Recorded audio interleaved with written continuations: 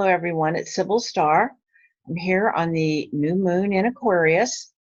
I'm going to be talking about what that means. As we know, every new moon sets the intention for the next 30 days. So this energy really lasts for about a month. And so that new moon is at 4 degrees, 21 minutes of Aquarius. Today, January 24th at 1:41 p.m. We're very close to it right now. And so the sun and the moon in Aquarius, what does that mean? Well, Aquarius number one sees the future. It's a very visionary sign. They say that Aquarius sees at least 5 years ahead of everyone else. Aquarius is a pathfinder. It opens the doors and shows the way into out of consensus reality. Okay, and to remember that consensus reality is what we all agree is reality, but Aquarius expands that. Aquarius is the sign of the revolutionary, breaks the rules, and Aquarius is also the sign that understands the power of the group working with each other. And so it is one of the aspects of individuation, which and yet is also about group energy, which is a paradox within itself. Aquarius asks us where we have sacrificed at the altar of approval of others. Aquarius asks us to be true to ourselves and to know thyself. The planet Uranus is one of the rulers, is the primary ruler of Aquarius, and it's in a tight square to this new moon. Uranus is in Taurus at a little over 2 degrees, and so a square is an inner challenge. And so Uranus, brings in the quality of awakening. So it feels like there's a piece of awakening, a deeper awakening of ourselves, the potential of who we really are. Aquarius and Uranus, both. Uranus is related to the divine mind and the matrix of all ideas that are in our universe. And Aquarius is the part of us that is most related to the stars and the star nation. And so it feels like there is a piece of remembering who we are and remembering our place in the cosmos, waking up to that. We've gone to sleep. We have believed that we are separate from source and separate from everything else. And the truth is we are all connected and we are part of something bigger than ourselves. And we are being called back to participate in a remembrance of our cosmic nature and our place in the cosmos. The Sabian symbol for this new moon is a council of ancestors has been called to guide a man.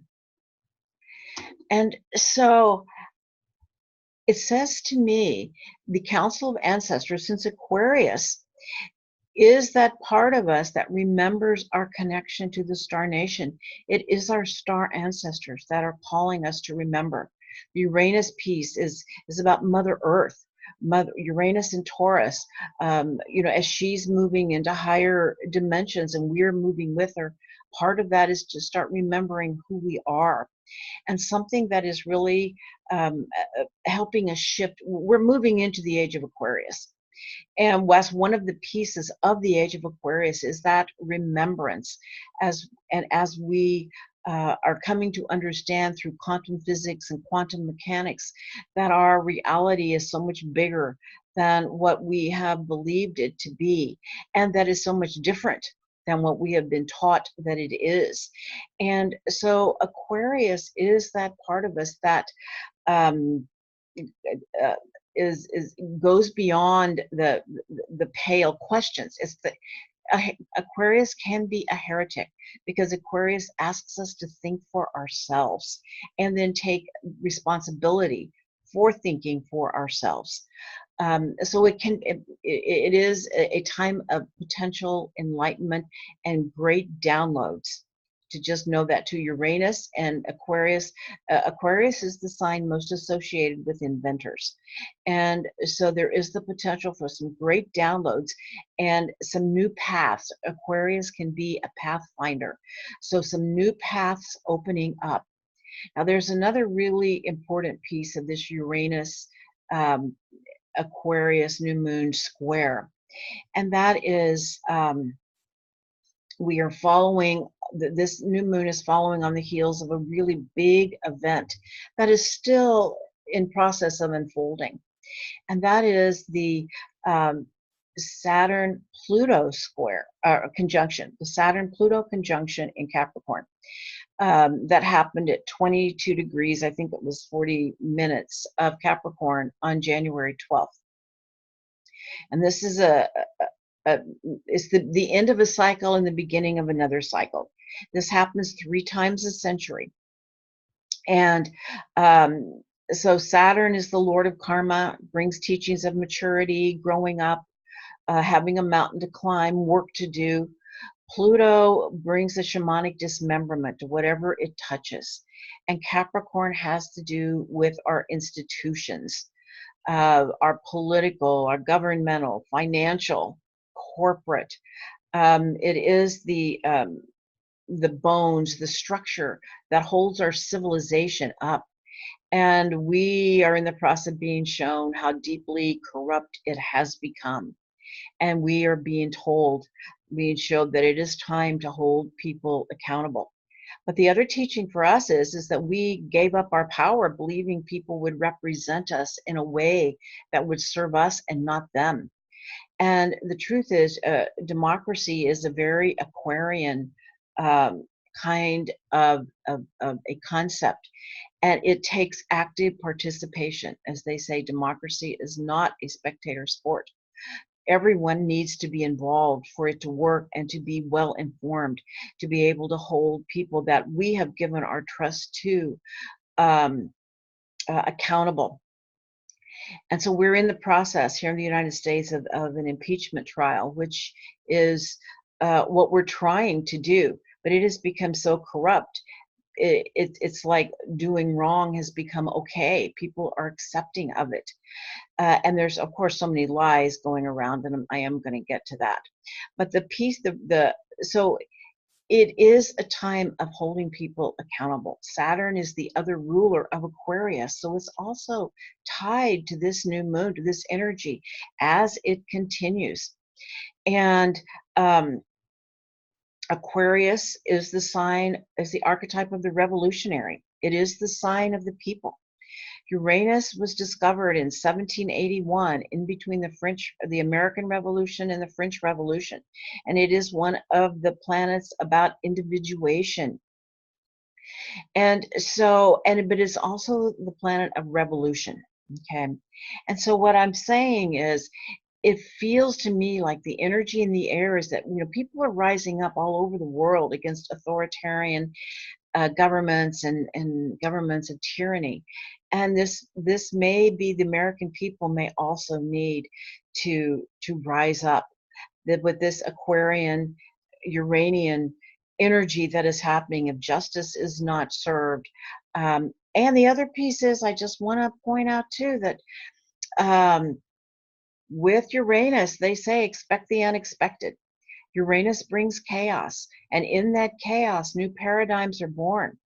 But it's also about recognizing that anything can happen, and to just remember the people have the power, and it's time to no longer give it away. That is the teaching here. That is the real teaching. Whether or not people rise up, it is about rising up for what is justice. Okay. And that brings us to the third piece, which is this, there is an aspect of Neptune in Pisces conjunct Venus in Pisces, square Mars in Sagittarius. Well, to begin with, Venus is what we call elevated in Pisces, and Neptune is in its own sign. So, on a very spiritual, cosmic level, this is absolutely beautiful energy. It is about the unconditional love of the universe, remembering that we are all one, and as it comes down to Earth, Neptune can get very foggy.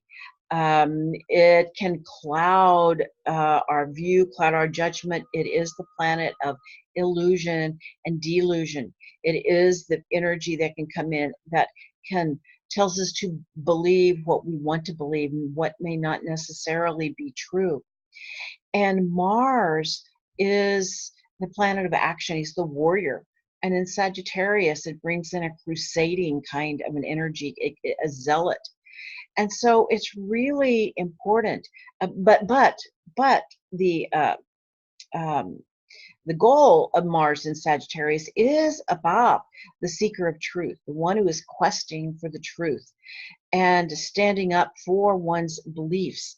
But but I feel like the teaching with the square is that if our beliefs do not line up with love and love of all beings, not judgment, not this divisiveness and separation.